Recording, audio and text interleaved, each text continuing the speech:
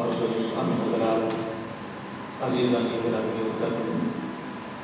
رب العزت کی حمد و ثنا اور حضور نبی کریم صلی اللہ علیہ وآلہ وسلم کی بارگاہ عالیہ کو قسم نذرانے و سلام۔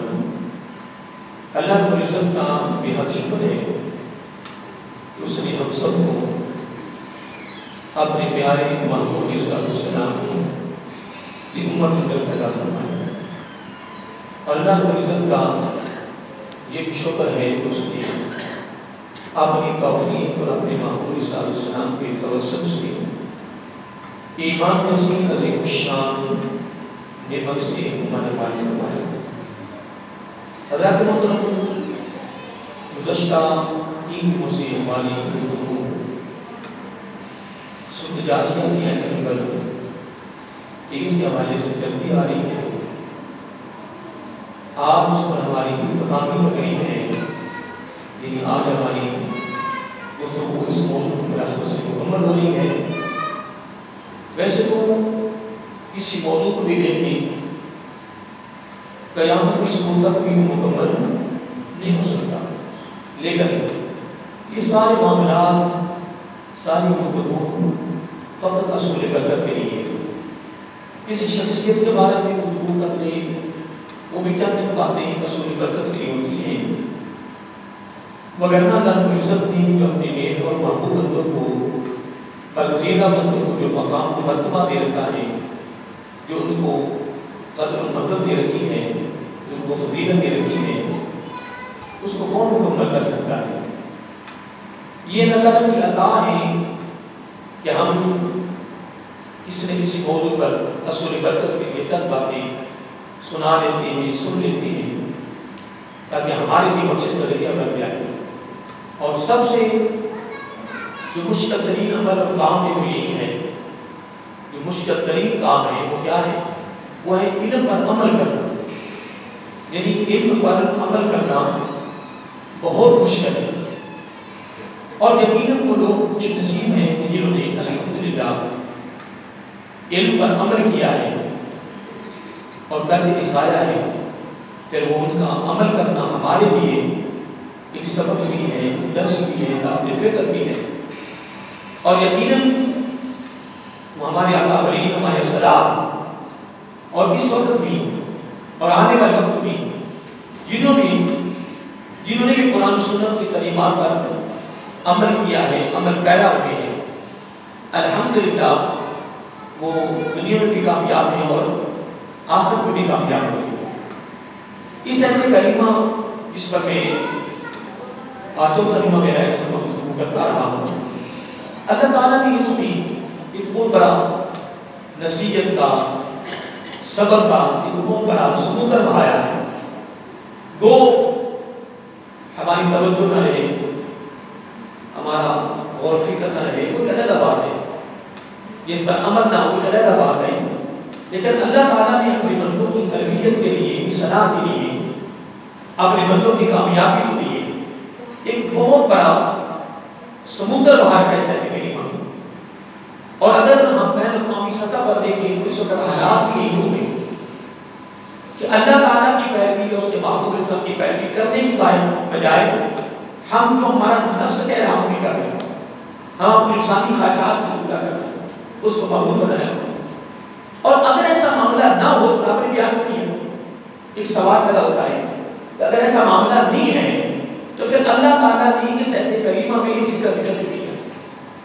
یہ معاملہ ہے اور چل رہا ہے، اس لیے اللہ رب العزت نے 1400 سال قبل جب اپنے کلام کو اپنے محبوب صلی اللہ علیہ وسلم کی کرمی عطر پر نازل کیا، اس وقت اللہ تعالیٰ نے اس آیت کریمہ میں اس بات سے آگاہی کر دی، خبردار کر دیا تھا کہ یہ حالات پیدا ہو چکے، یہ معاملہ ہو رہا ہے۔ اللہ تعالیٰ کی بارگاہ میں یہی دعا ہے کہ باری تعالیٰ ہمیں تو فقط اپنی پیروی کرنے کی توفیق عطا فرما، فقط اپنی اتباع کرنے کی توفیق عطا فرما، ہمیں اپنی انسانی خواہشات سے ہمیں محفوظ کرنا۔ دیکھیں اللہ تعالیٰ معاف کریں، اللہ تعالیٰ نے اس جملہ فرمایا ہے نا وَأَدَلَّهُ عَلَىٰ عِلْمٍ، اگر اس پر غور کیا جائے، اگر اس پر غور کیا جائے تو اللہ تعالیٰ نے یہاں جاہل کا ذکر نہیں کیا. کس کا؟ جاہل کا، ان پڑھ کا ذکر نہیں کیا. ذکر بھی کیا ہے تو اہل علم کا کیا ہے. یعنی اہل علم گمراہ ہو رہا، اہل علم جاننے کے باوجود وہ گمراہ ہو رہا. اور اللہ تعالیٰ فرماتا ہے اگر اس نے اپنے نفسانی خواہشات کو مقبول بنائے میرے مقابلے میں، وہ میری پیروی نہیں کر رہا ہے، میری ذمہ داری نہیں کر رہا ہے، اور نفسانی خواہش کی پیروی کر رہا ہے، تو میں نے اس کے علم کو نہیں دیکھنا کہ ڈاکٹر ہے نہیں، انجینئر ہے نہیں، سکالر ہے نہیں، پروفیسر ہے نہیں، بڑا پڑھے لکھا ہے نہیں، بڑا تجربہ کار ہے نہیں. رب کہتا ہے مجھے تجھے بات پسند نہیں، بتا سکتے اس سے. اللہ کا فرمانا وہ عدل اللہ علی علم، پھر ان کے علم کے ہونے کے باوجود اللہ تعالیٰ اسے جو سیدھا راستہ جا رہا ہے اس سے اس کو ہلاک کر دیتا، گمراہ کر دیتا، پھر وہ سیدھے راستے سے بھٹک جاتا.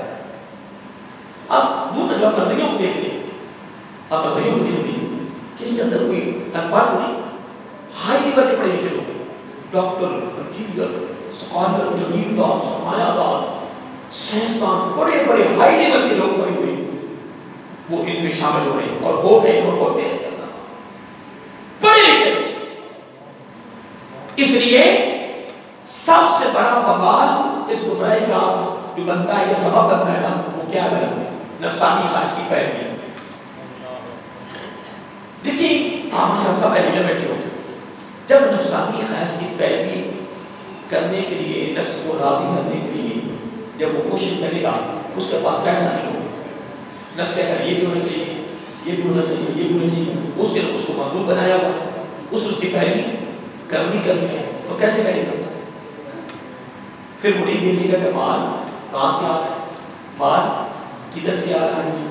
پھر اس کو کیا آقا کی ختم لوگوں سے غرض ہے، اس کو کیا اہل بیت کی محبت سے غرض ہے، انہیں کیا صحابہ کی محبت سے غرض ہے، انہیں کیا قرآن کی محبت سے غرض ہے. اس کا ایک مشن کیا، اس کا ایک مشن، اس کی ایک منظر کیا ہے؟ نفسانی خواہش کی پیروی. اب نفسانی خواہش کی پیروی کیسے ہوگی؟ جو وہ کہے گا وہ کیسے پورا کرے گا؟ اس کے لیے کس کی ضرورت ہے؟ پیسے کی ضرورت ہے، رقم کی ضرورت ہے. جب رقم نہیں ہوگی تو کہاں سے آئے گی؟ پھر وہ نہیں دیکھے گا اللہ تعالیٰ معاف کرے کہ وہ کدھر سے کدھر جا رہا ہے. اور اللہ تعالیٰ نے یہ چیلنج کر دیا کہ میں نے اس کو علم کے ہونے کے باوجود اس کو میں نے گمراہ کر دیا. اب اس بات میں بتا کرتی ہوں، بات یاد آئی. اصل میں ہر معاملہ فکر کے بغیر، یہ ایک بات ہے، فکر کے بغیر، فکر بصورت محبت، فکر بصورت کیا؟ فکر بصورت محبت، محبت بصورت خوف. اس کا خوف بھی ہو، اس کے دربار میں کھڑے ہونا، پوری زندگی کے سوال کا جواب دینا، اس کا خوف بھی ہو، فکر بھی ہو، کیا؟ پھر اس کے ساتھ اس پر عمل کرنے کی محبت بھی ہو. جب یہ معاملات اکٹھے ہوں گے الحمدللہ پھر وہ نفسانی خواہش کی پیروی نہیں کرے گا، پھر وہ قرآن و سنت کی تعلیمات پر عمل کرے گا. اب اس کا بھی مثال دینا چاہتا ہوں اور بڑی خوبصورت ہے. دیکھیں حضرت عبداللہ بن عمر رضی اللہ عنہ، حضرت عبداللہ بن عمر رضی اللہ عنہ کافی ساتھی آپ کے ساتھ ہیں، مکہ تو مکرمہ جا رہے ہیں. راستے میں ایک جگہ آئی، ایک مقام آیا، آپ اپنے مقام پر سواری سے اترے، کافی دور چلے گئے، درخت کے نیچے بڑی دیر بیٹھے رہے. باقی ساتھی سواری پر سوار رہے، یا کچھ ساتھی نیچے اتر کے کھڑے ہوئے.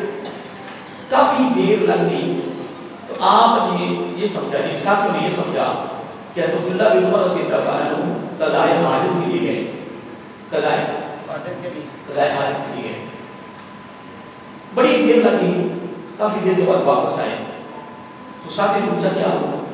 قضائے حاجت کے لیے گئے؟ کہتے نہیں، میں بس درخت کے نیچے تھوڑی دیر بیٹھا ہوں، بس اس کے بعد کوئی کام نہیں کیا، صرف درخت کے نیچے بیٹھا ہوں، پھر واپس آ گیا. اب ساتھی کہنے کہ سرکار ابھی سفر بھی کافی رہتا ہے، طویل سفر ہے، تو اگر قضاء حاجت نہیں کرنی تھی تو آپ وہاں سواری سے اترے ہو، پھر چل کے گئے ہو، درخت کے نیچے بیٹھے ہو اور وہاں بیٹھے رہے ہو، وہ آپ نے نہیں کرنا تھا. کس لیے کیا؟ اب بڑی اختصار کے ساتھ حضرت عبداللہ بن عمر کہتے رضی اللہ تعالیٰ یار غرض مجھے سواری سے نیچے اترنے سے نہیں، جانے سے نہیں، درخت کے نیچے بیٹھنے سے نہیں، قضاء حاجت ہے یا نہیں ہے، میں نے تو وہ کام کیا ہے جو میرے آقا نے کیا، میں نے تو کیا، میں نے تو وہ کام کیا ہے جو میرے آقا علیہ السلام نے کیا. میرے آقا علیہ السلام اسی سفر پر تھے اور ہم بھی آقا علیہ السلام کے ساتھ سفر پر تھے.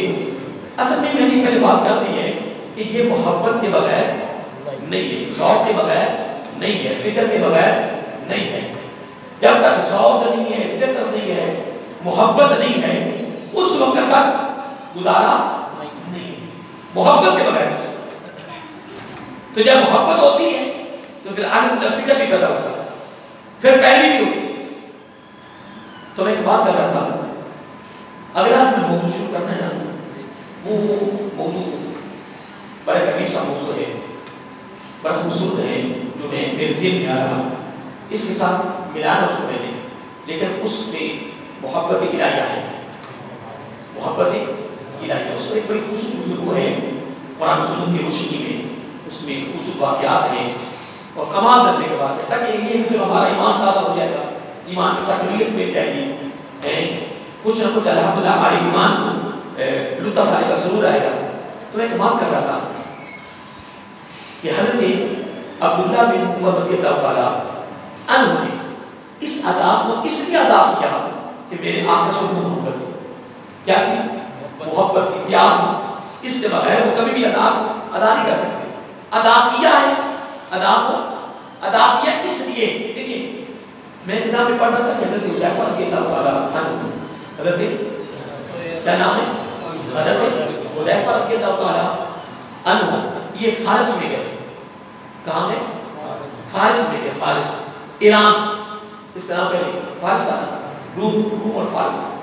اور اسلام والوں کو، مجاہدین اسلام کو سب سے سخت مقابلے کرنے پڑے تو روم اور فارس سے. یہ بڑی اس وقت طاقتیں تھی پوری دنیا میں. روم اور فارس سپر طاقتیں تھی، روم اور فارس سپر طاقتیں تھی. اور جو فارس سے جو وقت کے سربراہ کا کلیل لایا گیا نا، اس کا چھوٹا چھوٹا ٹکڑا کئی ہزاروں کا بکا، اتنا قیمتی وہ کلیل، بڑی بڑی قیمتی چیزیں تھی فارس سے. تو میں کر رہا تھا کہ جب حضرت حذیفہ رضی اللہ تعالیٰ فارس فتح ہوا تو آپ وہاں کے سربراہ بن کر گئے. جس طرح بنا گورنر بنتا ہے، جب وزیر اعظم بنتا ہے، اس طرح سربراہ بن کر گئے. تو وہاں ان پھر دعوت کی، فارس والوں نے کیا دعوت کی. تو کثیر تعداد میں شامل تھے. ان کو پتا چلا بھی حضرت حذیفہ تشریف لائے رضی اللہ تعالیٰ عنہ، بڑی خصوصی دعوت کی. جب دعوت پر بیٹھے کھانا کھانے لگے، جملے پہ غور کرنا، جب کھانا کھانے لگے تو تھوڑا سا ٹکڑا کھانے کے نیچے گر گئے اور وہ دیکھ رہے ہیں.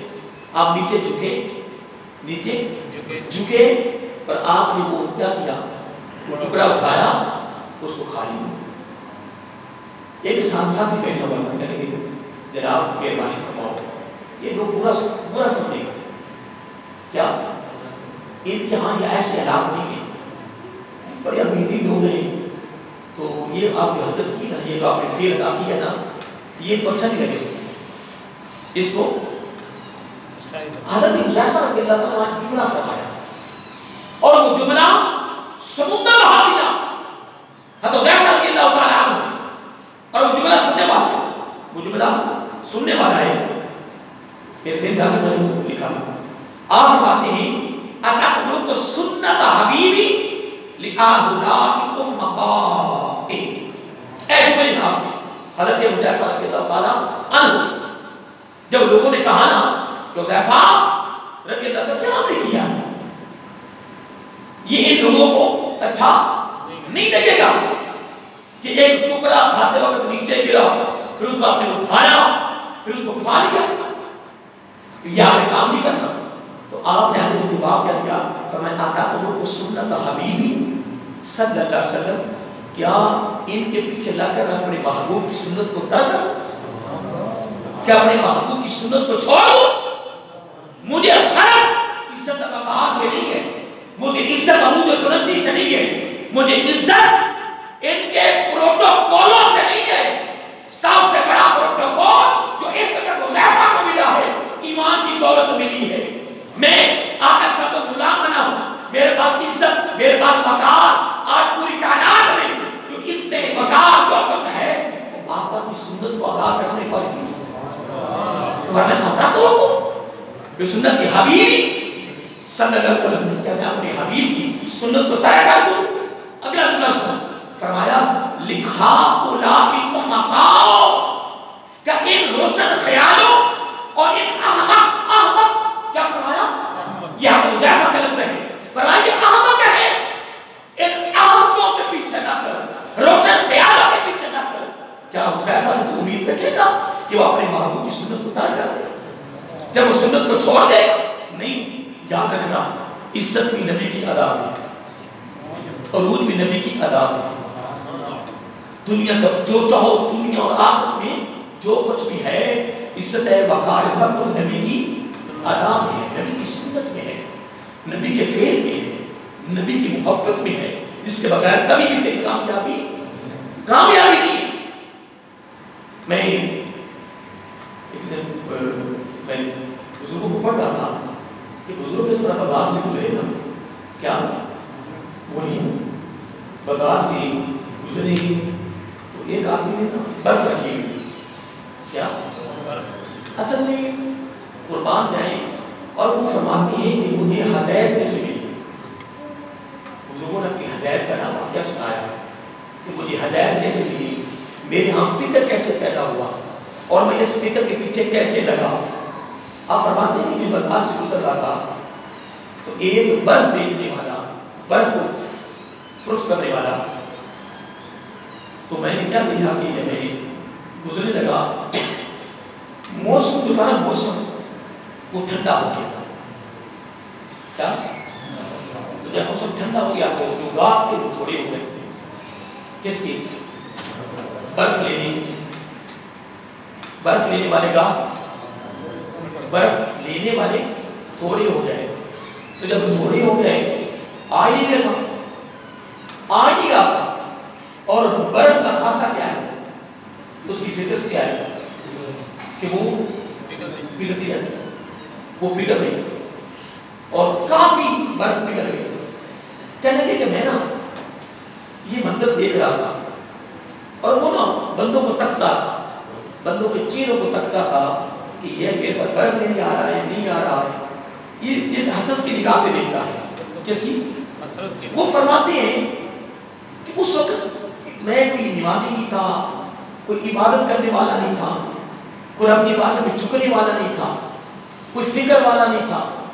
کہتے کہ بس میں وہاں روک کے میری سوئی آ گئی، میری سوئی آ گئی، میری نظر وہاں جا گئی، اور میں تھوڑا سا دور اللہ منظر دیکھ رہا تھا.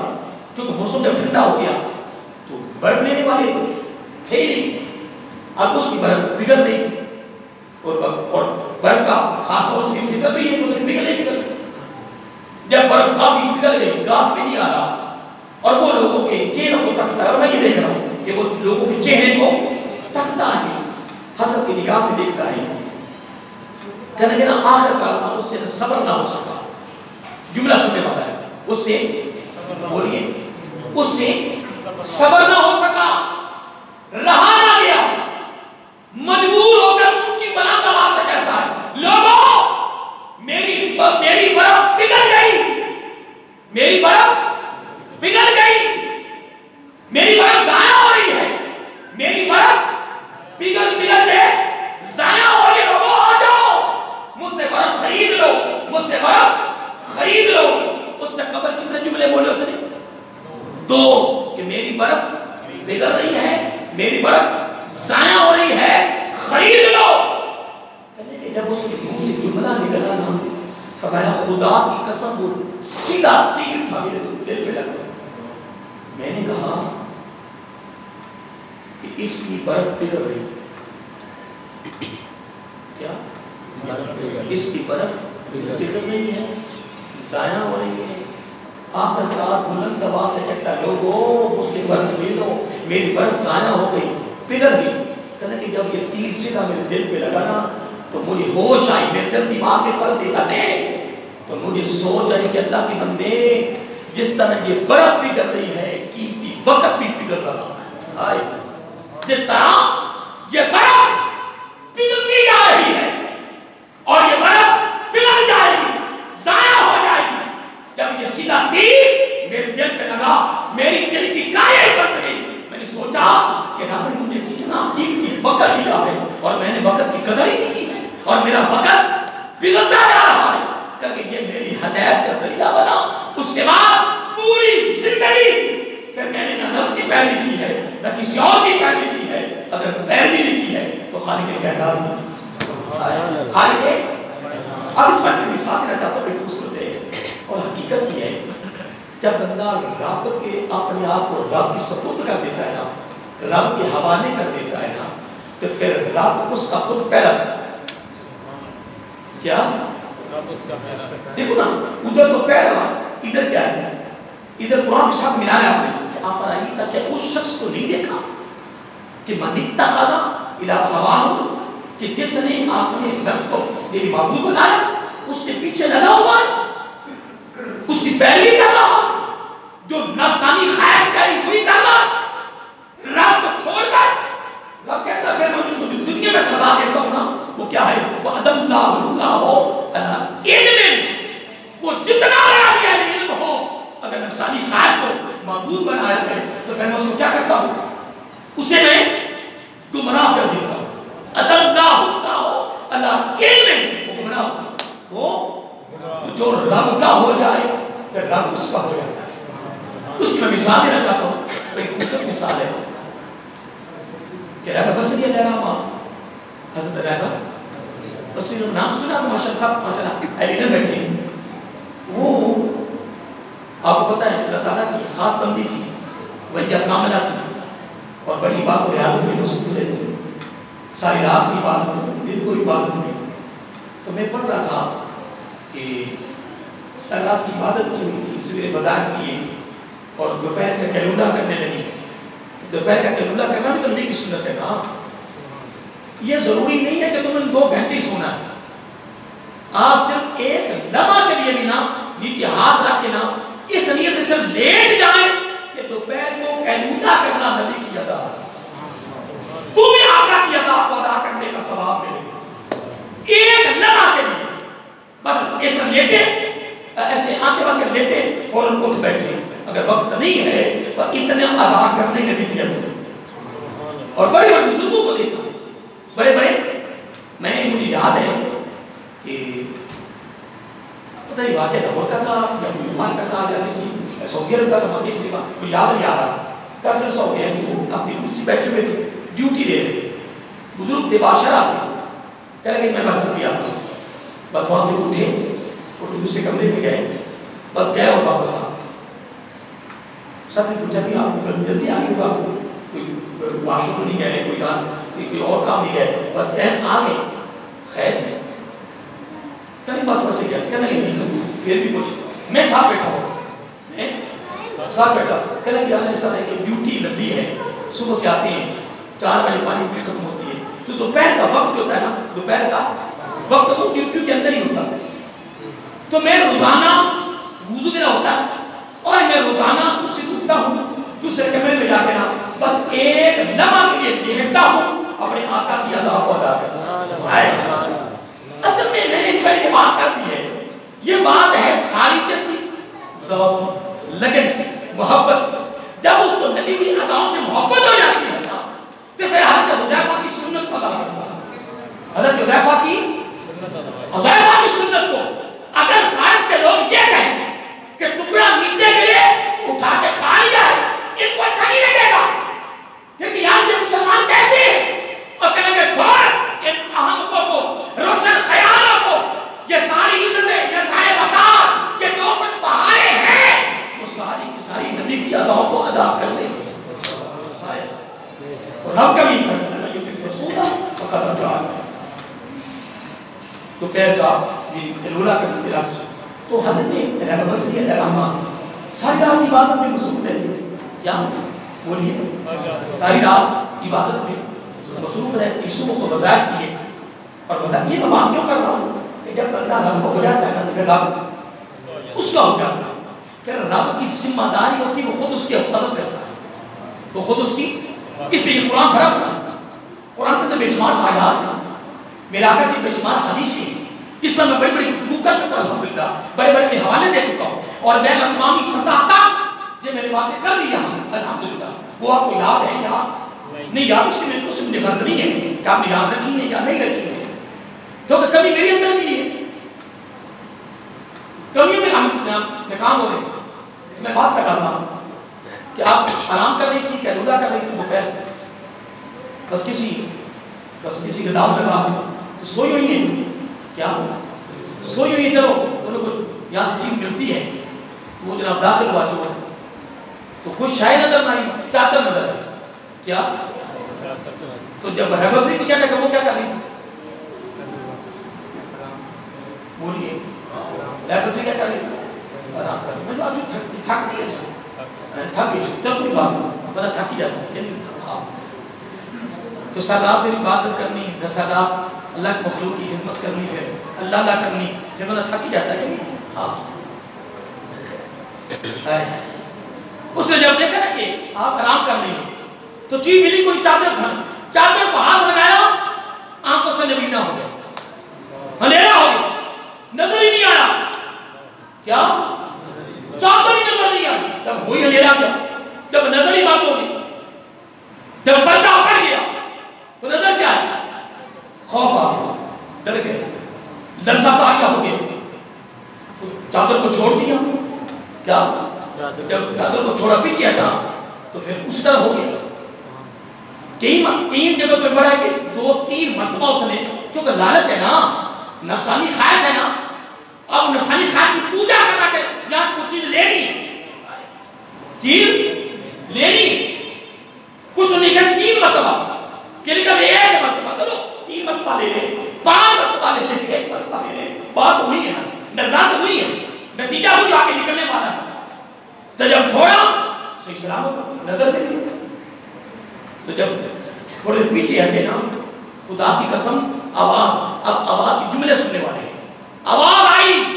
کیا چلو ایک دوست تو سویا ہوا ہے, دوسرا دوست جاگ رہا ہے نا. ایک دوست کیا ایک دوست سویا ہوا ہے. خدا کی عزت کی قسم اگر امت مسلمہ اگر اس کفیت میں آ جائیں, اس حال میں آ جائیں, اس راستے میں چلے, ہم نے کیا چلنا ہے؟ ہم تو پانی بھی الٹے ہاتھ سے پیتے ہیں, ہم تو پانی بھی کھڑے ہو کے پیتے ہیں, ہمیں کامیابی کرنا.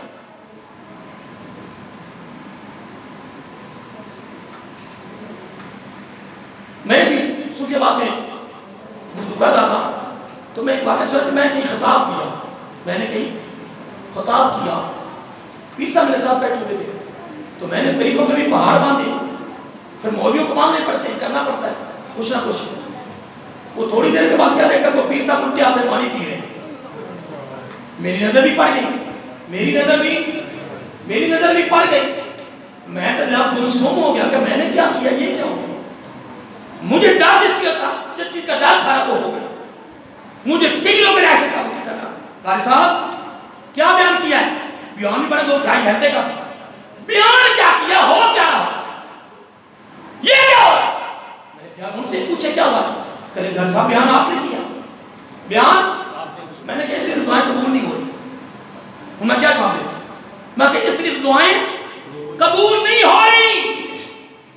اور حضرت صاحب شریعت کا قانون یہ ہے کہ چھوٹی سی چھوٹی نیکی کو نہ جانے دیں اور چھوٹے سے چھوٹا گناہ نہ کریں, وگرنہ خیر نہیں یرا شر نہیں یرا. یہ رب کا فیصلہ ہے, یہ رب کا فیصلہ ہے. تو غیب سے آواز آئی کہ ایک دوست تو سویا ہوا ہے لیکن دوسرا دوست ایسا ہے آتی نہیں. نیند کیا سینا تم ولا ناؤ. نیند تو درکنار اسے اونگ بھی نہیں آتی. وہ جاگ رہا ہے, وہ بیدار ہے, لیکن اگلا جملہ اس سے بھی کمال بھی سننے والا ہے. اگلا جملہ اس سے بھی کمال ہے. فرمایا کہاں چوری کرنے آئے ہو؟ کس یہاں چوری کرنے آئے ہو؟ یہاں چور, یہاں تو چڑیا بھی پار نہیں مار سکتی. یہ الفاظ ہے کہ یہاں تو چڑیا بھی پار, اسے پار مارنے کی یہاں اجازت نہیں ہے. کس کو؟ چڑیا کو. تو تو ہم یہاں سے چوری کرنے آیا نہیں. اس کا تعلق رب کے ساتھ ہے, رب کا تعلق اس کے ساتھ ہے. اور اللہ تعالیٰ فرما رہا ہے افرائیتا. میں چاہتا ہوں تھا وہاں گیا ہے, میں جب اس کو پڑھتا ہوں نا ایسے لگتا ہے نا جس طرح میں اس کے ابھی تک قریب نہیں گیا. میں اس عہد کے, یہ میرا ضمیر کہہ رہا ہے کہ تو اس کے قریب نہیں گیا. جو رب نے اس کے اندر سمندر بہا دیا ہے, سبق کا, درس کا, فکر کا, اصلاح کا, تربیت کا. یہ اس عہد پر قیامت کی صبح تک اہل علم لگے رہے, اس عہد کو مکمل نہیں کر سکتے. پہلے جملے پہ غور کر کے دیکھ لو. اللہ تعالیٰ تعجب سے فرما رہا افرائیتا, کیا نہیں دیکھا اے محبوب صلی اللہ علیہ وسلم, نہیں دیکھا اس شخص کو جس نے پکڑ لیا, پیروی کی, آپ نے نفسانی خواہش کو معبود بنا لیا, خدا بنا لیا.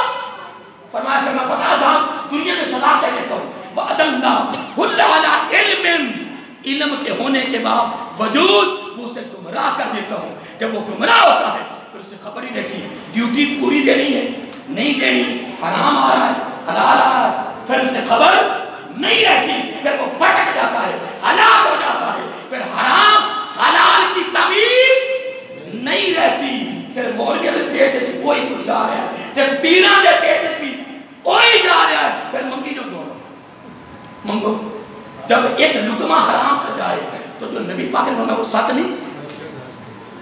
اور حضرت صاحب وہ سچ ہے. اگر حرام کا لقمہ ایک چلا جائے 40 روز تک کوئی عبادت کوئی دعا قبول نہیں.